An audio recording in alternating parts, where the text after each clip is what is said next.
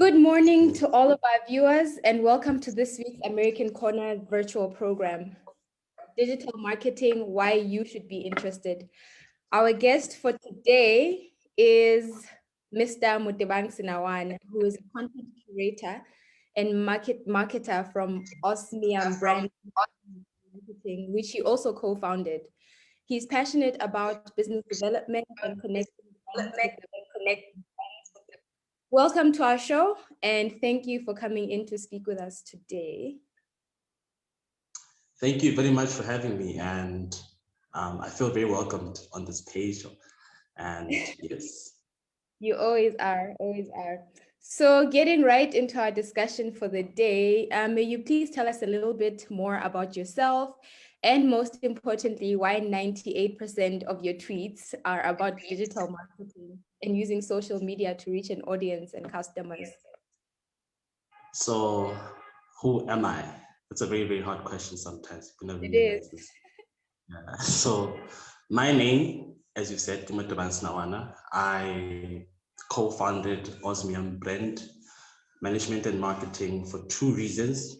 First of all, to realize that people need to create brands out of themselves and businesses.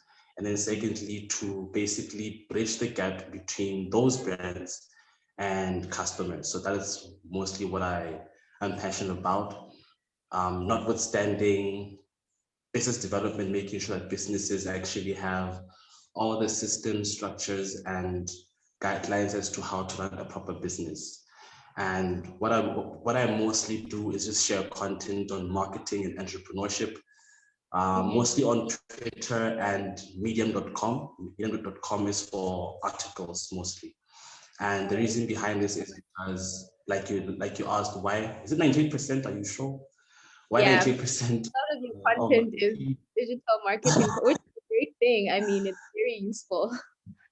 Yes, so I think that I believe very, very much in peer-to-peer learning. So I think it's important that we try to share content as field practitioners, regardless if it's in marketing, entrepreneurship, legal, HR, anything, because it's important that we share content, and it's important that you try to make yourself somewhat of a thought leader in your field, because that is a form of marketing as a business or as an individual, especially if you're trying to get more clients or look for a job. So the more you share, the more you enlighten people, the greater the chances of you getting more clients, getting more, getting more jobs and gigs and all those things. So that is why I keep sharing and sharing and sharing, because I think it's important that we create the space where we build a community of people, we do peer-to-peer learning, and we just try to mold ourselves into thought leaders. That's great. And social media has made it so much easier to create those spaces and engage with people from literally all over the world. So what is digital marketing, and why should we be interested at all as either customers or as business owners? So digital marketing is when you try to talk about yourself or your business using digital platforms, trying to convince people why they should buy into your services or products or yourself using digital platforms. These digital platforms range from social media platforms like Facebook, Twitter, LinkedIn, Instagram, the likes, or using websites, or using anything really that is within the digital space. And it's important that we do this because if you want to get more jobs, more gigs, more clients, then you need to use the digital marketing, because it's a huge opportunity for people to connect, key emphasis on connecting with your community, clients, prospective employers, and prospective anyone who might be willing to hire you for a gig or a job. And it means it's one of the most cheapest platforms to use, honestly, for more specifically for MSMEs, because there's less costs, because not many of us can afford the cost of radios and billboards and newspapers. And with digital marketing, you just need to start and use all these apps and softwares to get started and to learn as well. So it's a very cheap yet effective way of starting to market yourself as an MSME person, marketer, or anyone in the digital space, and a huge way to create a community of people that engage with your content and therefore in the long run pay for your services or products. Yeah. So as a based on what you said, so let's say as a professional, right? Like, is it important what my social media looks like? So now I'm not talking as a brand or as a company, like I'm just a professional, right? I have a job. Is it important what I communicate on my social media, on my Twitter, on my Facebook, or it doesn't matter? Like, what would you say about that? Two things. Social media, before it was social media, it was social networking platforms. Meaning the whole point was to network with people, meet new people, meet whoever, and just share thoughts, perspectives on things. So before I go to point number two, I think it's important to understand that it's still okay for you to be you and share things that make you you as a person, the human side of you. And secondly, it's important that as we grow this network of ours, it's important that we share what we do, what we are passionate about, what is it we do for a living, what our careers are about, all these things. Because the moment you do these two things, you then allow yourself to put yourself out there. Put yourself out there enough for me to know what you're about, what are your values, what is your career about, do you have a business, what is your business about? These things, the more we become more intentional and consistent about them, you get to then have a potential network of people that will see value in what you do and then pay for your services, because in the end, we're trying to put food on the table. So it's important that as marketers, entrepreneurs, anyone in any field creates the content and just tries to use social media to network. Because, for example, I've seen in the professional space, I've seen people lose jobs because they didn't have an active LinkedIn account.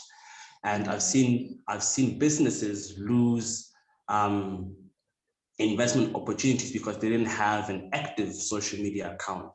So it then means that we need to challenge ourselves as businesses to say that we are in an era where we can't just undervalue social media and its impact on our growth as entrepreneurs, marketers, not entrepreneurs again, but field practitioners, professionals, because consistently updating your social media and your profiles and your content means, okay, this person is doing something. I wonder how much they cost.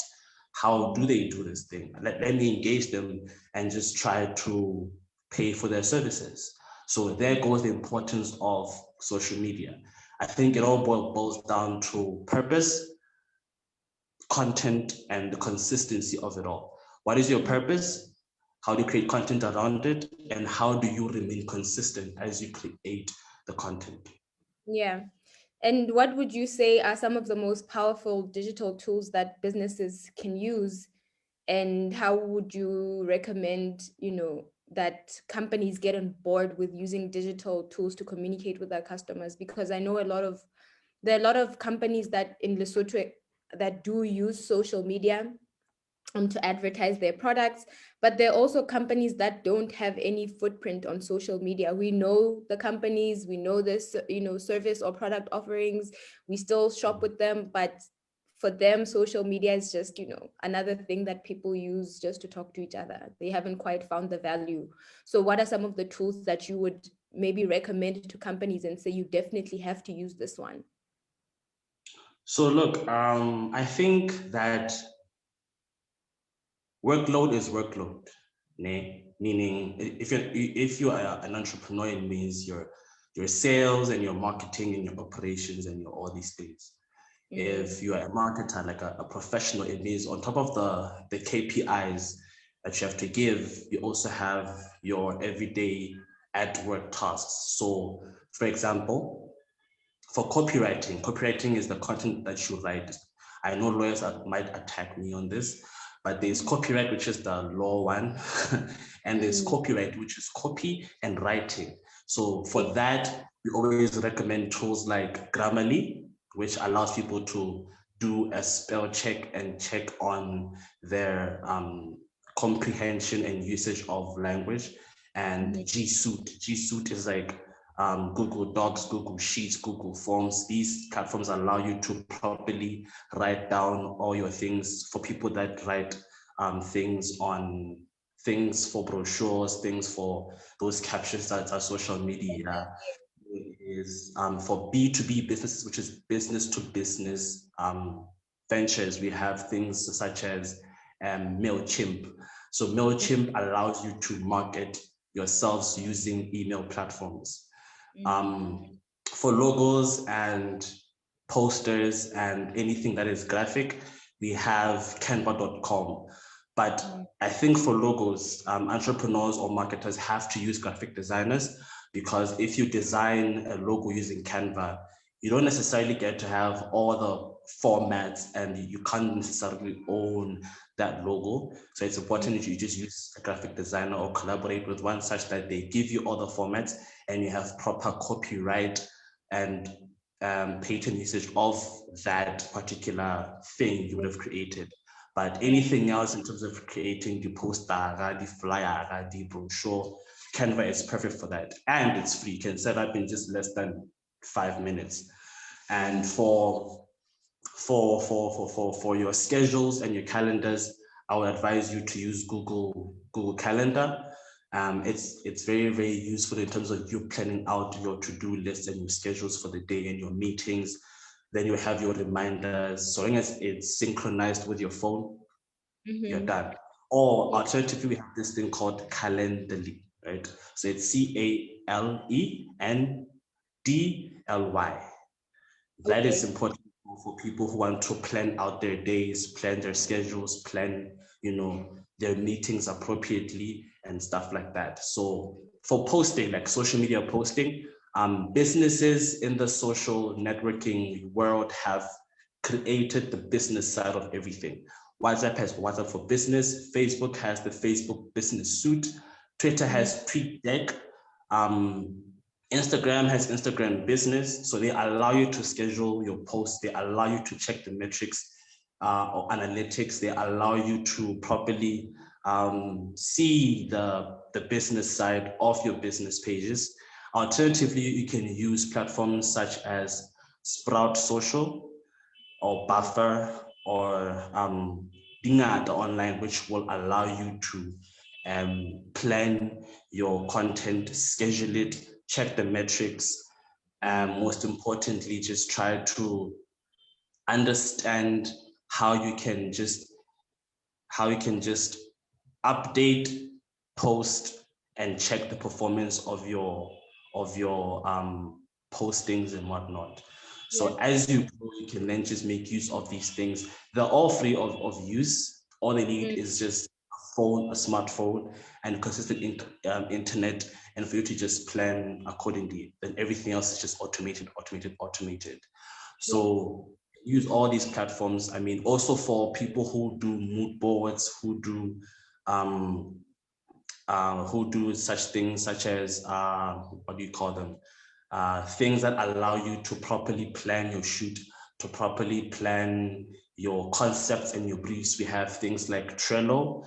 We have things like Miro. Miro is Miro. Trello is TRELLO. So these platforms allow you to properly plan your concepts, to do your mood boards, to do a table that just allows you to know now what is happening, why is it happening, for whom is it happening for those planning freaks who like to plan everything to the T. We have those things like Miro, Trello, and what is this one? Strategizer. So those three allow you to properly plan everything and just see what goes where, when, how, why, all those things. And also for the team to be aware of what's happening. Yeah. Because I know Trello also has like a project management component to it.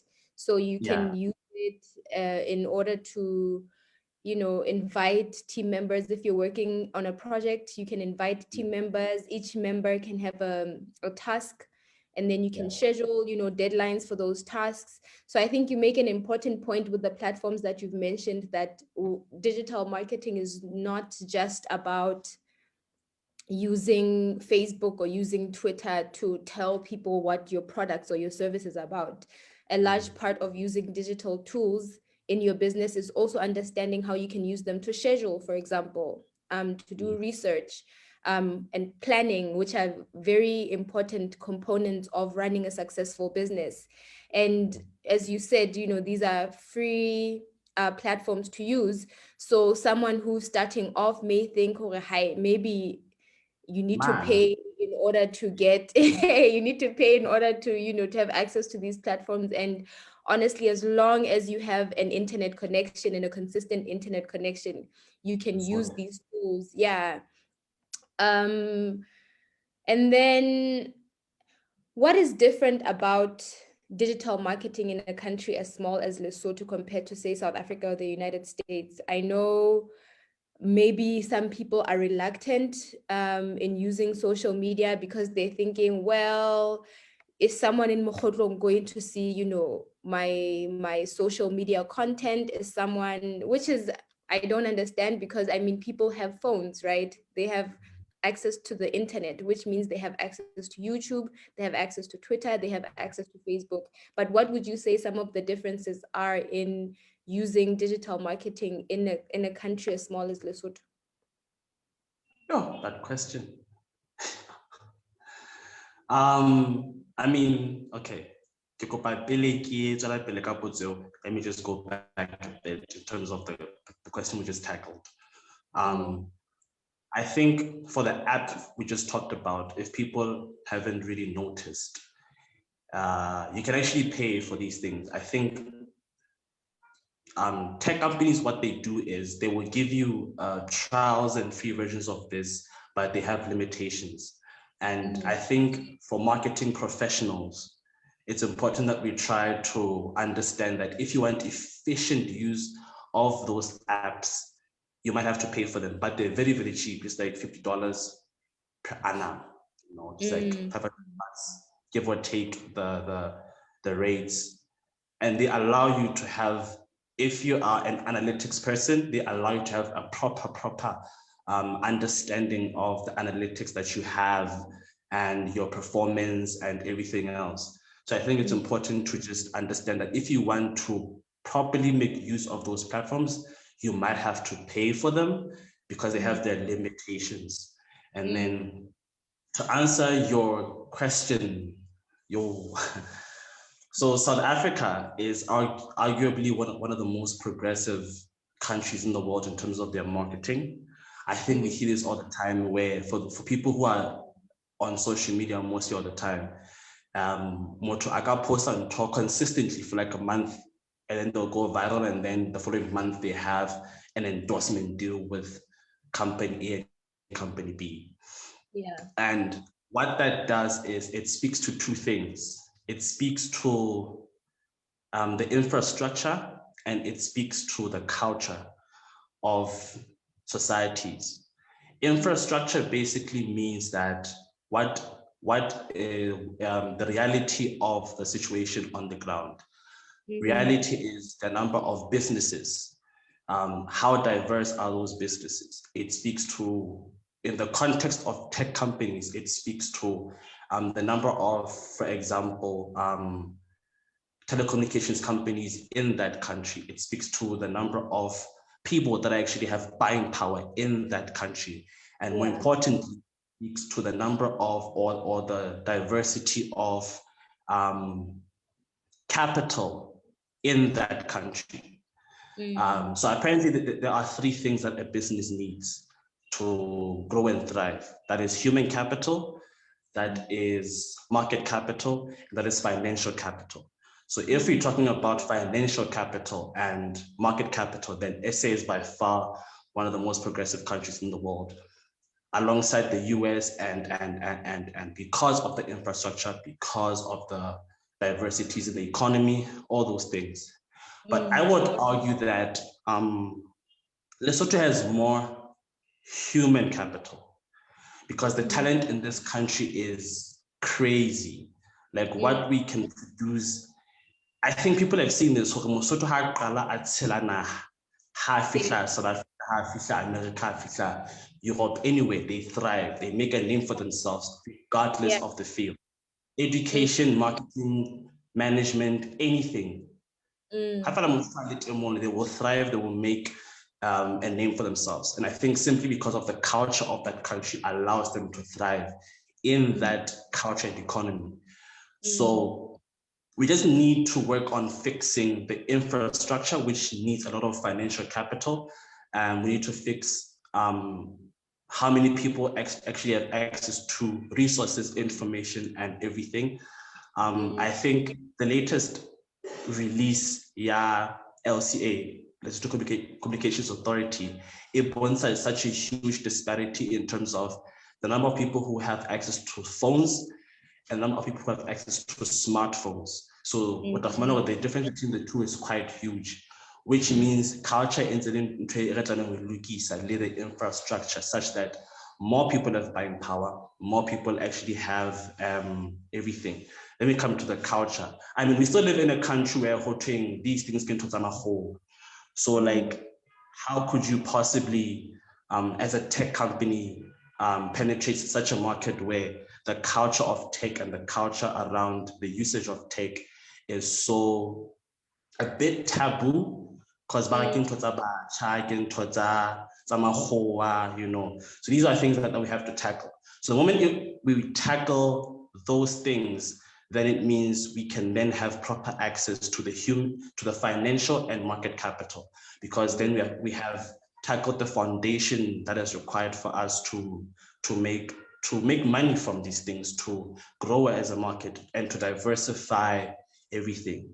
So I think that's where I say, to be honest, in terms of financial and market capital. But human capital, this country is a beast in terms of talent. And people. I think one of the things that still shock me till today is about our conversation, Lesotho, is how e-commerce is still seeming to be such a complicated thing for Basotho businesses.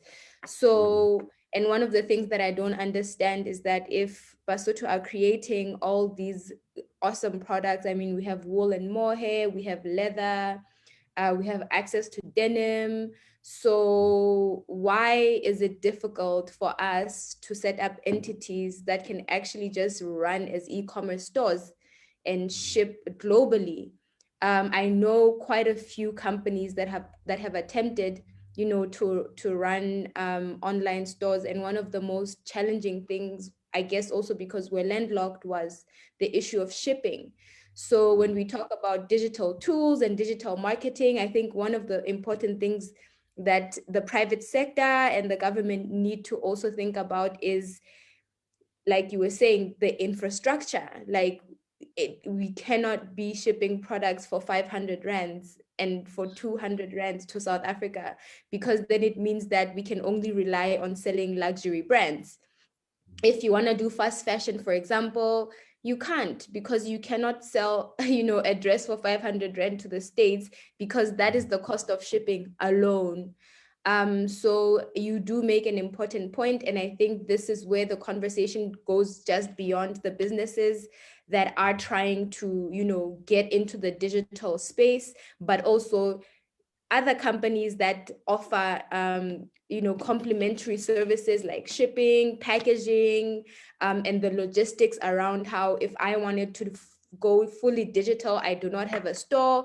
Registration, for example, can I register a company that is simply digital? Like, I can't, because when you go to the Ministry of Trade, you need a physical address. You know, that's a concern. Considering the fact that we're living in a digital age, how is that still a thing? Which brings us to my next question was, what industries do you feel could benefit the most from using digital tools to communicate with their customers, and what is it that they're not doing enough of? industries. Yeah. I had an argument. Yeah, industries. I had an argument with a friend of mine, Are, we should be very careful of how we use the word industry in this economy, because industry means there is an entire infrastructure that is there to have an industry. Yeah, What yeah, this yeah. means, there is a policy, there Mm-hmm. is a manufacturing part of it, there is a logistics side of it, there is a packaging and distribution side of it, then there's the wholesale side of it, and then there's the retail side of it. And from retail, we have customers that actually buy this thing. When we do Yeah. that, we have So that's an industry. industry. So how about from that perspective, okay, we should be very careful of how we use that word industry in this economy, because bulk of most things have to rely on some of the parts of the sectors coming in from the neighboring country. Yeah. So what that means is to close these disparities, we can make use of digital tools. And by digital tools, it doesn't just constrict us to social media websites or whatnot. There are softwares, there are anything that can be used to close these gaps. I think any and all industries, if they look at, because the whole point of tech innovation is to close gaps, Yeah. it's to preach the gospel of inclusion. So if we look at the NSDP tools, if we look at manufacturing, if we look at agriculture, if we look at the mining sector, if we make proper use of digital tools, we can close some of the industries in those sectors such that Lesotho localizes its economy. I think that, first of all, the retail sector could make proper use of digital tools. The retail sector is anything from clothes to retail shops. Because for example, it's hard for someone to open up a retail store at path that sells strictly local products, because one, they have to pay rent, and rent is very expensive, especially in Maseru.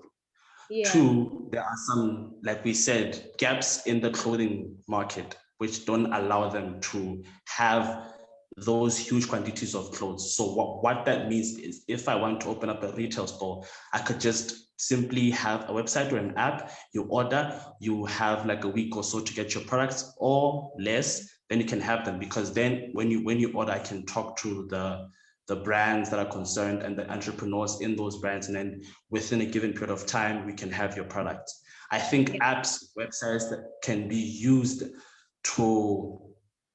they can be used as a solution for some of the costs of operation in this country. They can be used for some of the logistical nightmares in this country. So retail definitely needs it. The wholesale part of it also, yes. I think more Nisel who work on the logistical end of things, using softwares to make sure that A is done, who is doing this, who is going where, all those things to make sure that the logistical side of things makes sense. So I think we should broaden our perspective when it comes to digital tools, because we have software, apps, websites, and phones, and all these things that can be used to make the processes a bit more easier and much more efficient, while still saving costs. So it depends on the industry and sector, but I think all of them need it. Yeah, yeah. Because I was gonna bring in the fact that there's an app, Ibiza Poshmark, and I mentioned this because I know we have a very big thrift culture in Lesotho.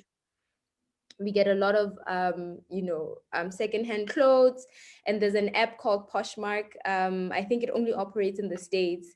And what you do is you buy your branded clothes, so your Coco Chanels and your Louis Vuittons and your Burberrys.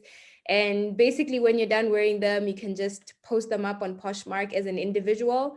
And then whoever wants to buys it. So the moment, like when you make a purchase, the app, so I'm the business owner, not the business owner, but I have a profile and I want to sell my stuff. When somebody buys, they send me a shipping label. So I don't even have to pay for the shipping. The app sends me a shipping label. All I do is I take my Burberry coat, I put it in a box, I put the shipping label on it, I send it to the post office, and I'm done. this person receives their product. If they like it, they authorize the payment, and then the payment goes into my account, right? And it's easy, like it's so easy. And I mean, I'm not saying that it's actually the people that have actual stores on Poshmark, but I'm just saying that like we haven't even gotten there yet. And these are like, very basic, even technically, like it's just a basic way that people are using digital tools, even as individuals, to sell, their stuff that they don't want anymore. And I think that we definitely need to have more of these conversations, so that we're not also just thinking about it in terms of, oh, the digital tool di sebediswa ke di-business fela, di sebediswa ke di, like, what about the public? Like, what do we like? Do we like buying secondhand clothes? Yes, we do. How can we make that process easier? Yeah. So what contributions have you made through your company in bridging communication between companies and their audience? So maybe some of the activities that you guys engage in mostly, just give us a sense of what a day in Osmium looks like. What a day in Osmium looks like. Yeah. Hey, no, well, so what we pride ourselves in is in our investment in the concept of content in the context of the digital era. I think there's so much potential, but more than anything, economies that can be created using content.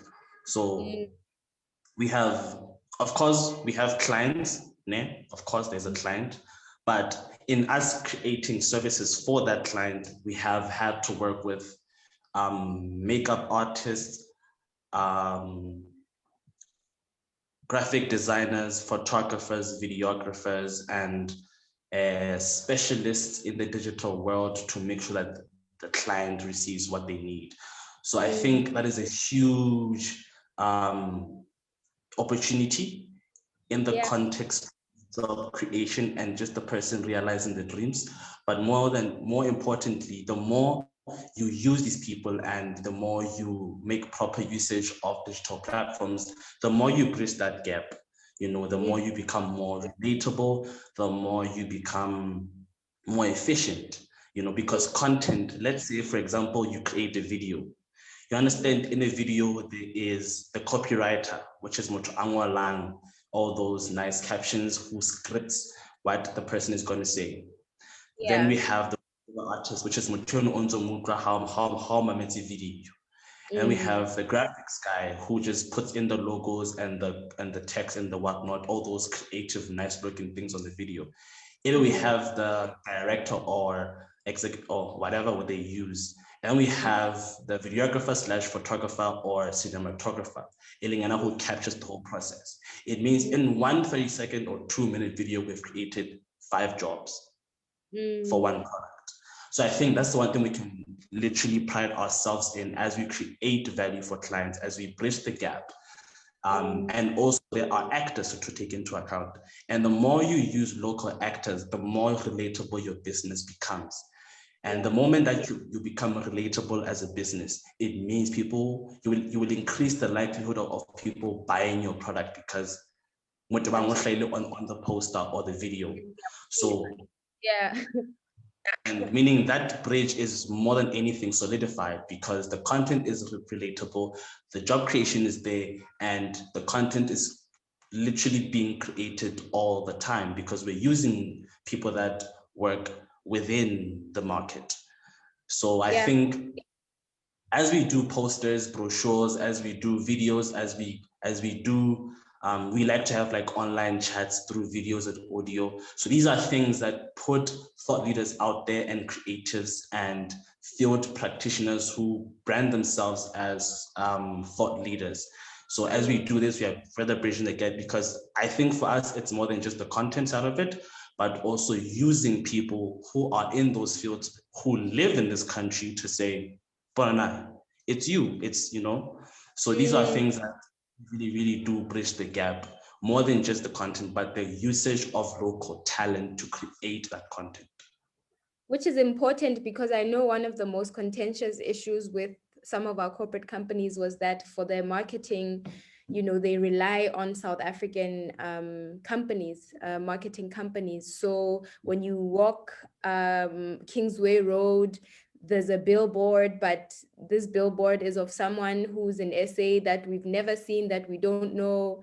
And I think that when we have the conversation about localizing our industries, it becomes very important that up to the level of the models, the photographers, you know, they're very artistically talented people in this country that can fill those roles, because there's no way re ka reng jwale di-model se re lo di batla South Africa, the photographer se re lo di batla for South Africa, and now with Lim Kong Kwing, which, you know, has you know, creative courses and creative degrees, it's becoming even more necessary for corporate companies to say, okay, we have the skills, we have the talent, we have the expertise for these companies to actually use people that are from Lesotho in there. So I think what you're doing is really, really, really radical, because this has been a conversation that has been going on for so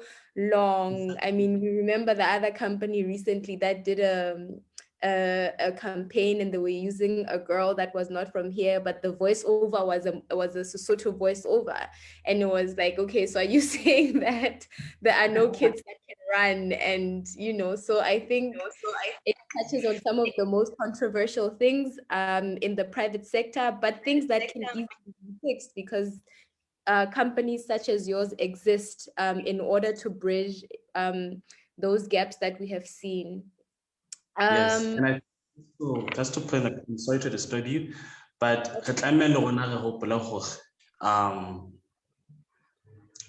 I am part of a board member of a multinational company, to save costs, of course, when I branch into another country, I'm going to say, but we have created the content, so use this content, regardless of how that content might not be relatable to that country. So it means that we are literally at the moment relying on the courtesy and by company to say, let's use the local talent for these. How fit up how those windows, people that you know and you can relate to. That's if we have to rely solely on their own courtesy and botubabon, then that's a bit of a problem. I think it calls on to government to say, when you come into my country as a government, please be aware that you're going to have to use the local talent and the local creative industry for your billboards, for your marketing, and for your creative communications. Meaning we have to rely on the policies and the inclusion of government for those things, such that it's more than just the courtesy of the multinational, but the policy of the government forcing them to do these things. So that how can I pioneer Maseru Mall? How can I, within those stores, the models that you see there, the people that you see that are just being there as models, and the locations that you see there, those are local locations. So the moment you have to rely just on that thing, we are hoping that this company will do the right thing, then it becomes a bit problematic. So it means whether we like it or not, let's all to say, okay, company A, how into my country, forget your content. We are forcing you to use our creative industry to create those billboards, to create those designs that you brochure, to use whatever. So it's a mixture of both the reliance of the company, but also the policy making by the government. Yeah, that's a very important point, because I think even now during COVID, right, there's been very interesting conversations around how the creative industry has been affected. And I mean, it's one of the industries that have been most affected, right? And the government's, what's the appropriate word? You know, just really not knowing how they can assist, right? They gave beans, they gave, you know, which is okay, if you're hungry, eat, right? But then I think there are other, like what you're mentioning, I think is a very, very important thing that they maybe didn't know because they're not in the creative industry and they maybe do not have an idea of how they can intervene in a way that is most impactful, right? So when you talk about setting those policies that say companies should use local creative talent for their digital, prints or whatever, I think that's an important thing. And I think that, I mean, I don't know if you're interested, but I think it's something that you should definitely have more conversations about, because that is a very new perspective that I have not, heard before, but that I think is absolutely powerful in how artists can be helped during this COVID-19 challenges that they have been facing for like over a year now. So again, I think the other question I was going to ask you was, what are some of the restrictions that currently exist to enable companies to fully explore digital tools? And I think we spoke about it a little bit when we were talking about South Africa and the United States and their access to financial capital. But are there other restrictions that you think, and then also you mentioned cultural restrictions and people's understanding of tech. Are there any other restrictions that you think might exist that are kind of impeding on companies or consumers' ability to fully engage in the digital space? Yeah, I think it still goes back to infrastructure and culture. For example, there are only a few banks that can allow us to buy things online. That already is and people in the e-commerce industry. Yeah. Then we come to the let's say education. We still live in a country that says that as a school, you should teach people about the basics of computer literacy. If you don't give those schools electricity and computers, like learning about a computer using a chalkboard. It speaks to the culture in terms of their trust in tech, their knowledge of tech, and their ability to use tech. And it speaks more than anything to the lack of inclusion of companies and government and related government organizations to include the youth and people in the tech space to having solutions about these things. So all these things on a fundamental level affect how we use tech and how we can make proper efficient use of tech.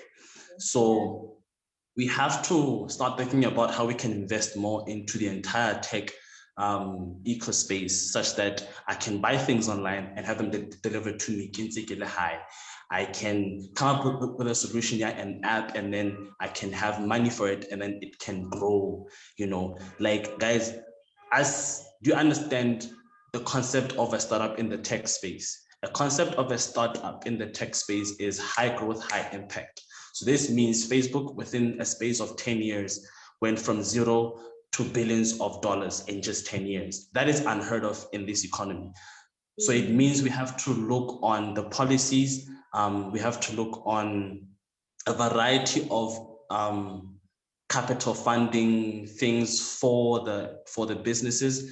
We have to look towards more job creations such that the market is a bit more broadened. People have more money to buy these things. And more importantly, we have to look towards educating people and making sure that they understand that this thing called tech has certain thoughts are, everyone can use tech. There's no such thing as BBT. There's no such thing as we can all use, because even USSD, like using *111#, that is in itself tech. But we just have to be more using of the tech. So it's about the culture. Yeah. It's about the culture, it's about the infrastructure, it's about the economic diversity of this country. And more than anything, it's about varying access to capital for businesses that want to engage in the tech space or tech industry. So we're close to wrapping up, but what are some of the, so I'm a potential, a prospective student, right? I want to go study. I think this is super, super interesting. But what are some of the courses that people can study in order to be effective in digital marketing? And what are some of the complementary skills required in order to have a powerful digital marketing team? So I think that's two So, questions. so I started off with the fundamentals of digital marketing, which was an online course from Google Digital Skills for Africa.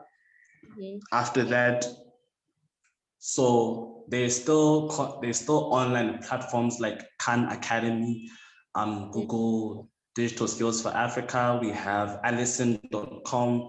We have Coursera. These online programs offer free courses that you can apply for and learn, which will allow you to, first of all, learn the fundamentals of digital marketing, how to be a great storyteller, because online things are about storytelling. Marketing period is about storytelling. How to make use of and learn Google Analytics and just basically metrics and analytics. How to do graphic design. LinkedInlearning.com also has a number of programs. Really, the nice thing about the tech space is that the moment you apply for these things and sign up for them, you have a whole lot of options to choose from. But I suggest people learn these top three skills. One, the fundamentals of digital marketing.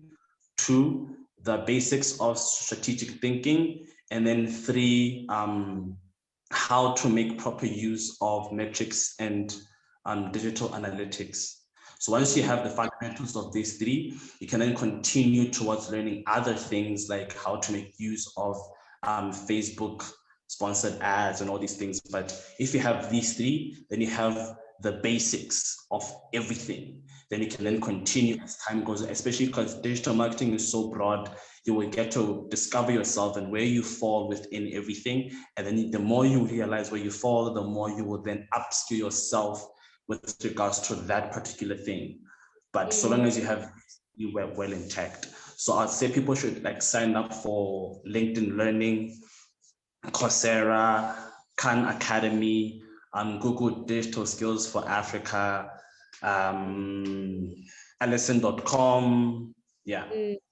That's great. And then we also asked her now what are some complementary skills. So but then I guess you also kind of answered it by saying if you learn those three basic ones, then you kind of find yourself, right? So if you want to go more into photography, if you want to go more into copywriting, then you can sort of figure out as you learn those core fundamentals.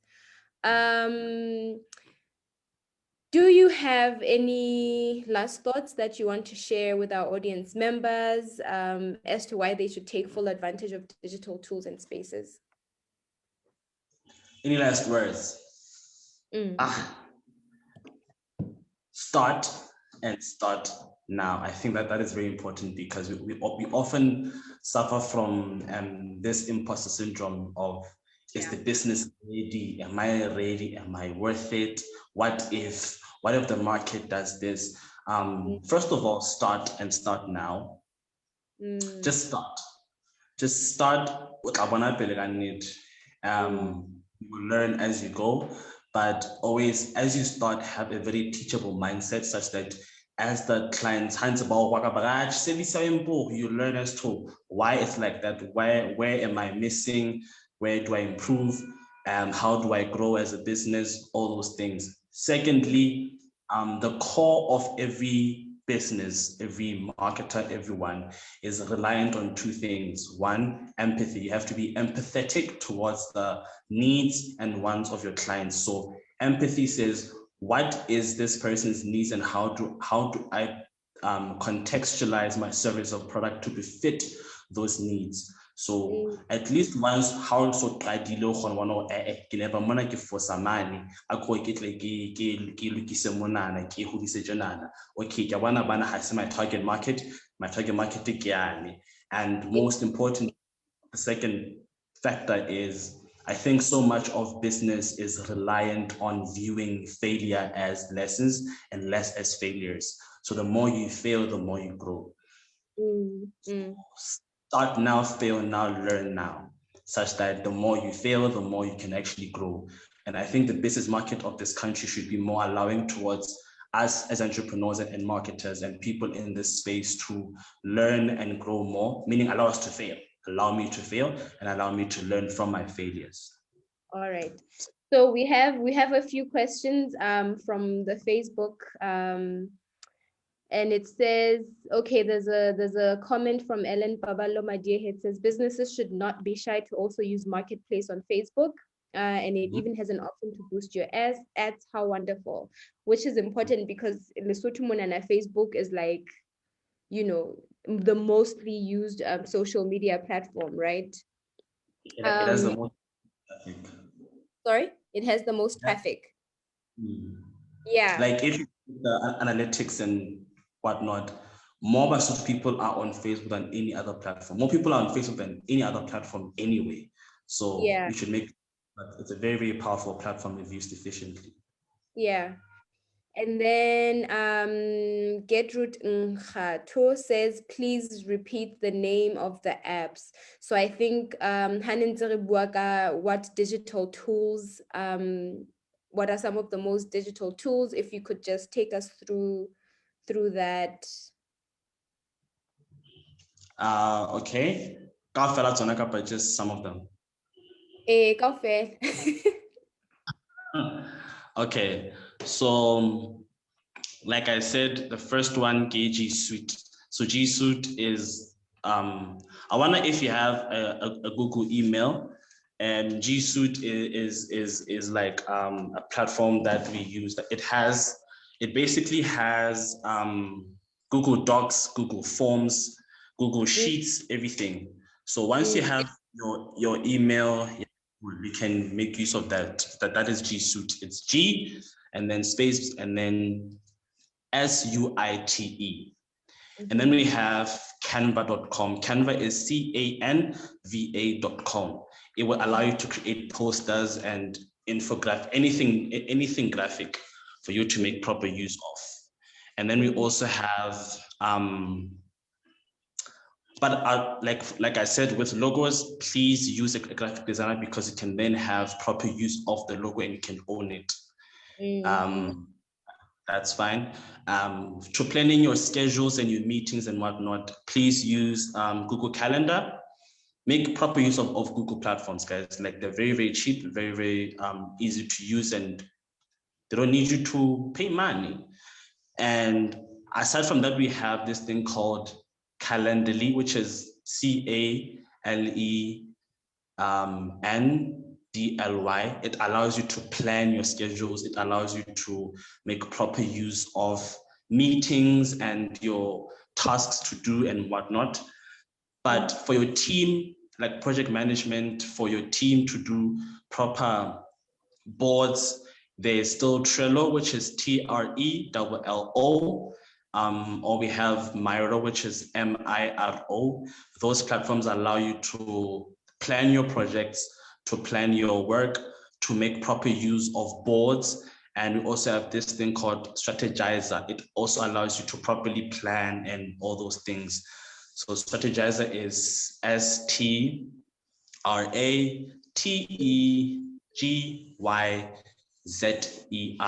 It allows you to do your canvas models, your strategy, whatnot. And I think another one, which I discovered, I think I was with Trey when I discovered this one, is called Proposify. It's an amazing platform.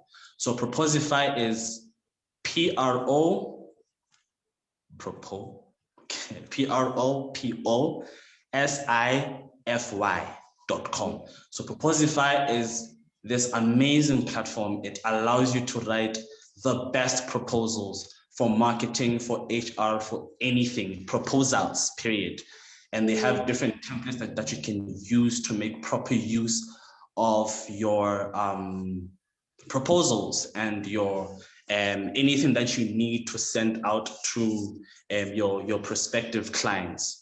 Please make use of it, because regardless if you're in marketing, if you're in project management, if you're an entrepreneur, if you're a brand trying to reach out to other brands, Proposify will allow you to have templates of any type of proposal, regardless of the industry. It's an amazing platform. But in Telemono, we had a giving up that I might have left out. Grammarly. Grammarly is for people that want to, it's for copywriters, people that are writing blogs, people that are writing articles. You can make proper use of Grammarly. Grammarly is Grammarly. It will highlight all your spelling mistakes, grammar mistakes, comprehension mistakes before you send out the proposal or the copywriting on JA. I think maybe two more that are more web-based. So Wix is a tool that people can use if they want to build websites, and they also have the component where they can actually build an e-shop on there. And then the WordPress for people that wanna, blog, or if they're a brand, they can use that. And I think the nice thing about these tools is that they come with templates, right?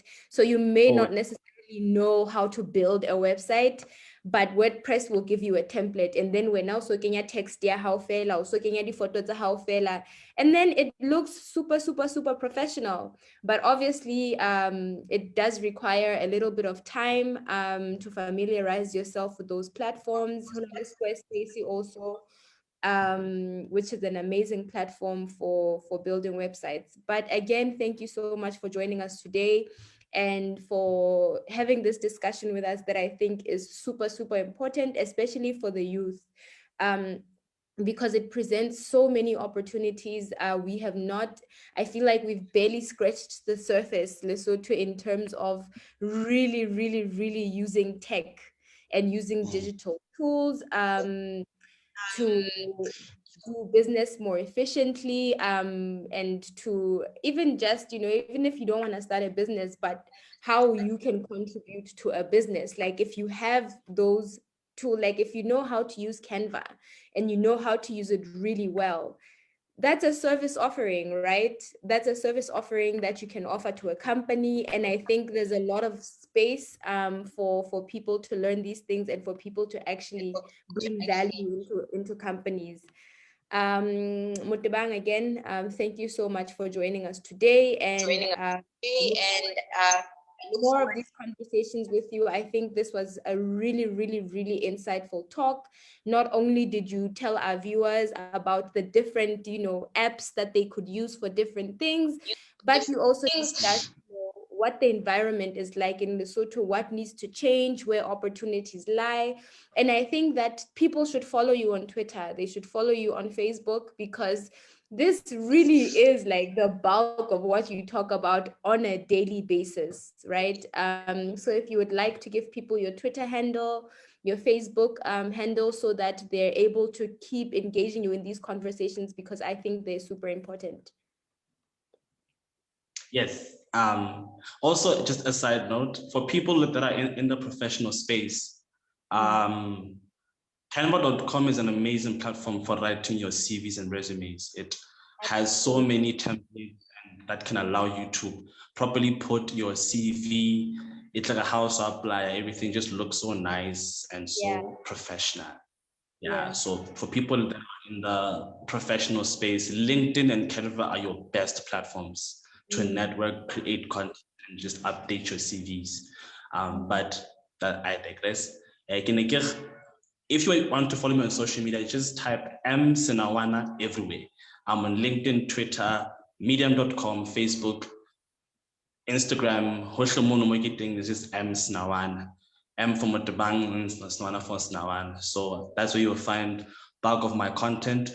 But if you want a proper detailed information of all my DIYs and everything, just check me out on medium.com and twitter.com. So that's where I share bulk of my content on marketing, and also content for entrepreneurs and content for people that are in the personal branding space that want to brand themselves as thought leaders in their fields, regardless if you're a working professional or an entrepreneur in your field. So just follow me on LinkedIn and medium.com and Twitter. So that's where I share bulk of my content. Again, thank you so much. We are really grateful for having you today. And thank you to our viewers for tuning in for another really insightful virtual program, and we will see you soon for our next virtual program for this month. Have a lovely Friday and have a lovely weekend. Bye. Thank you and bye.